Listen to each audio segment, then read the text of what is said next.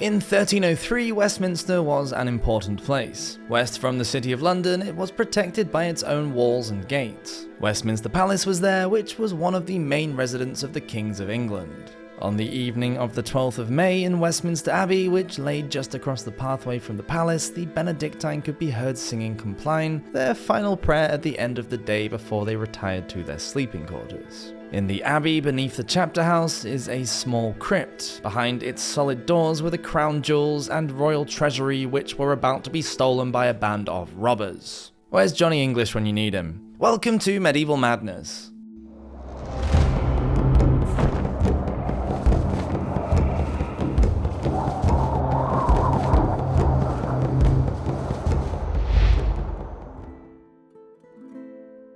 Hard times. 1303 wasn't the greatest time to be alive, money was tight, and although many people possessed cloth or corn, pig or sheep, the people could do little with them. There were so few buyers in the market, and so many needy people, when money was so scarce the people were not joyful. According to the astrologers, a multitude of clouds and severe cold in winter with the excess of heat in summer led to disputes over produce. Tiredness and thickness of the eyes caused robbers and highwaymen to multiply in the streets. A King's Ransom. A month after the robbery, a messenger travelled north to Linlithgow in Scotland, where King Edward I was on campaign. After successfully conquering Wales, 64-year-old Edward had one thing on his mind: crushing the Scots. In 1298, he had even moved his entire court to the city of York in the north of England to base his army there, closer to the Scottish border. Only a handful of B-list nobles stayed behind at the Royal Palace of Westminster to keep an eye on things. So the hustle and bustle that usually went on around the palace grounds had ceased, temporarily at least. It wasn't the first time that the royal treasury had come under attack. In 1296, John the Cook had attempted a similar theft. Then, just 4 years later, some monks had another go at raiding the treasury. They too were unsuccessful, and the incident was quickly hushed up when the abbot Walter de Wenlock bribed the king. It was obvious that the monks were not to be trusted though. Some of them had been involved in the theft of hundreds of pounds worth of silver sent by King Edward for the singing of chantry masses for the soul of his departed wife Eleanor of Castile. The treasure kept at Westminster consisted of a massive haul of gold and silver coins, jewels, chalices, goblets, spoons, jugs and vases, as well as two important relics: the Black Cross of St. Margaret and the Cross of Neath. The 9th century sword of King Ethelstan, said to have cut through the Rock of Dunbar, the sceptre of the Rod of Moses, the sword of the legendary Wayland the Smith used to knight King Henry II, the sword of the Arthurian knight Tristan, and the unicorn horn which held sacred anointing oil were also there, along with the dagger used in an attempt to assassinate King Edward when he had been on crusade in 1272 in the Holy Land. According to one story, Edward had been at Acre, resting in his tent, when the Syrian Order of Assassins sent someone with a poisoned dagger to try and kill him. Although his arm was injured, Edward was able to fend off the would-be murderer and slay him. His beloved wife Eleanor sucked the poison from his wound. Edward recovered from the ordeal and kept the dagger as a personal relic. In all, as King Edward's letter of November 1303 claims, there was an unprecedentedly high amount of at least £100,000 worth of stolen treasure, certainly a small medieval fortune. The treasure had been moved to the chapel from the Tower of London, which was believed to be too far away from the royal palace. Parish churches were often used to store valuables in the Middle Ages, and the abbey was the perfect place for the treasure, just a short walk from the palace, and the crypt was secure. After all, the monks already had their treasury in the Pyx chamber along the east cloister. The royal crypt had a great stone roof and floor, and the walls were 17 to 18 feet thick in places, and the door was reinforced. It could only be reached from the abbey by a narrow passageway and then down a deep staircase. Several of the stairs had been removed to make it even more difficult to descend to the crypt without the aid of a portable wooden bridge. A violation.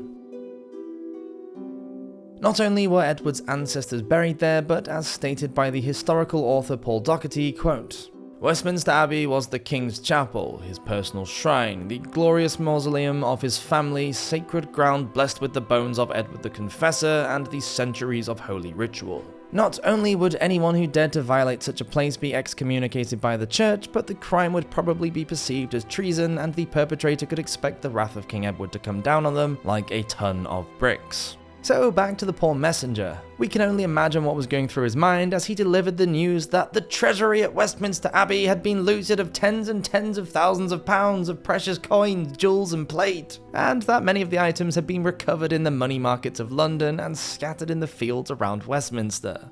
Edward Longshanks, Hammer of the Scots, was not known for his pleasant demeanour. At the time, he was well on his way to bankruptcy because he was obsessed with defeating the Scots. He'd already increased taxes on wool, demanded higher church donations, and borrowed significant amounts of money. His precious treasures could have been used as collateral for further credit, but they were now gone. It wasn't just his pride that had taken a hit, but also his pocket. Outraged, King Edward called for the immediate capture of the perpetrators, and one of the greatest criminal investigations of the era began. First, Edward dictated a letter from Linlithgow and insisted that the, quote, "Knights and other upright and law-abiding men of London discover who were the malefactors, who knew about the robbery, who offered and gave the robbers help, counsel, and assistance, who knowingly received the said treasure, how was the said treasure taken and how much, and in whose hands was the treasure now." Then he sent John de Drockenford, keeper of the king's wardrobe, to conduct the inquiry along with his justices. Robbery. The robbery had been planned for a long time. Hemp was a common crop in medieval England. At the end of 1302, the thieves had sprinkled hemp seeds all along the wall of the chapter house and around the cemetery. By April, the crop had grown up like weeds to a height of almost 2 meters in some places. It covered the walls of the chapter house and screened the small windows just above the ground to the crypt. Between Tuesday the 30th of April and Friday the 3rd of May, while the monks slept, John the Mason hid in the long hemp grass. For 3 nights he hacked away at one of the sills of the crypt to prise the bars out of the window. Luckily, it was the one furthest right that overlooked the desolate area near the infirmary of the Benedictine monks of Westminster. Finally, the bars came loose, and the mastermind behind the heist, Richard Pudlicott, was able to slip inside the crypt. Then the gang formed a human chain leading from the chapter house to the gate that led out towards the River Thames, where several getaway barges were waiting. The men passed the bags of treasure along the line to one another, then as the sun came up, the robbers sneaked away. Retribution. So, who were these robbers? Well, it seems that Richard de Pudlicott began organising the heist at the beginning of May. Richard was a wool merchant with a personal grudge against the English monarch. He regularly travelled to Flanders for work, but along with other merchants, he was arrested and held there because King Edward owed debts, which he could not pay off due to the ongoing war with Scotland. Walking past Westminster one day, he realised how slack security was, because everyone was in York, and began to plan the robbery. Inside Westminster, Adam de Warfeld, who held the powerful position of sacristan along with several other monks, was involved. Warfeld had access to the treasure and was the head of security of the abbey. William Palmer, also known as William of the Palace, was the lieutenant in charge of the keeping of the palace while his superior was away in Scotland with the king. Palmer was also the deputy keeper at the Fleet Prison, which gave him access to some of London's most seasoned criminals. On the 16th of June 1303, John de Drockenford, now in London, issued a proclamation. Anyone who knew anything about the robbery had to present themselves to the Guildhall by Sunday next before the hour of Vespers, or face, quote,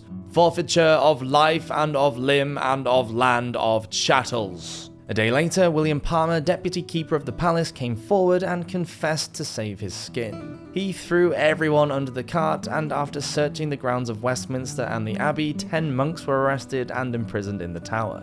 On interrogation, they gave up the rest of the criminals, including Richard of Pudlicott and the main fence, John of Newmarket.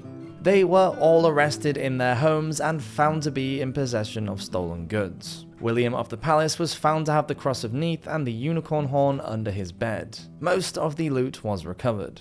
The jury of the ward of Bread Street declared that Richard de Pudlicott was guilty of breaking into the treasury and that the sacristan and William of the Palace were consenting to it and helped him. The Annals of London tells us that, quote, "William of the Palace and 4 others were sentenced to be dragged through the city and hanged on the elms at Smithfield." Richard de Pudlicott insisted up until the end that he had acted alone, saving the clergy and his inside accomplices from being condemned. He was executed by hanging. The sacristan, Adam de Warfield, although he was condemned for receiving and concealing jewels of the Lord King, was eventually released along with the other 10 monks. Warfeld was a broken man and died not long after. The legendary door. After his hanging, Pudlicott was said to have been further humiliated by being flayed. According to legend, his skin was dried, cured, and nailed to a door at Westminster Abbey to deter other would-be robbers. During the 19th century, pieces of hide were found attached to the door leading to the chapter house. However, a study of the door in 2005 discovered the legend was not true, and the hide found under the door's iron strap was from an animal. However, experts did find that the door was made in the middle of the 11th century during the reign of King Edward I, making it the oldest door in Britain. Thank you so much for watching this episode of Medieval Madness. Please do subscribe if you're enjoying these videos, and I'll see you next week for another one. Until then, hope you have an awesome week. Cheers!